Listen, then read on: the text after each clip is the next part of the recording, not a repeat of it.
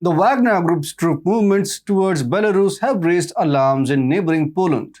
With Belarus housing Russia's nuclear arsenal and military equipment near its borders, Poland is on high alert. Hello and welcome, I'm your host Piyush. Let's begin. The Wagner Group's relocation to Belarus is posing a significant concern for Poland. The proximity of Russia's nuclear arsenal and military equipment near its border heightens the threat perception, leaving Poland wary of potential security risks. Recent reports reveal Wagner mercenaries conducting training for Belarusian special forces at a military range near Poland's border, escalating tensions. The involvement of Wagner chief Yevgeny Prigozhin raises eyebrows, leaving Poland on the edge. Wagner chief was shown in a video on Wednesday welcoming his fighters to Belarus, telling them that they would take no further part in Ukraine war for now, but ordered them to gather their strength for Africa while they trained the Belarusian army. The armed forces of Belarus continued joint training with fighters of the Wagner PMC, the Belarusian Defense Ministry said. During the week, Special Operations Forces units, together with the representatives of the company,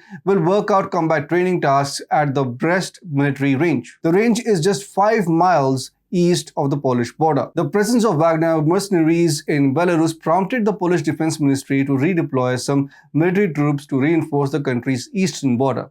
Defense Minister Mariusz Blaszczak announced. As the situation intensifies, both nations are bracing for any potential escalation. Even Moscow has raised concerns over the situation. Poland's hostility towards Belarus and the Russian Federation certainly requires extra attention, Kremlin spokesperson Dmitry Peskov told reporters, as quoted by TASS news agency.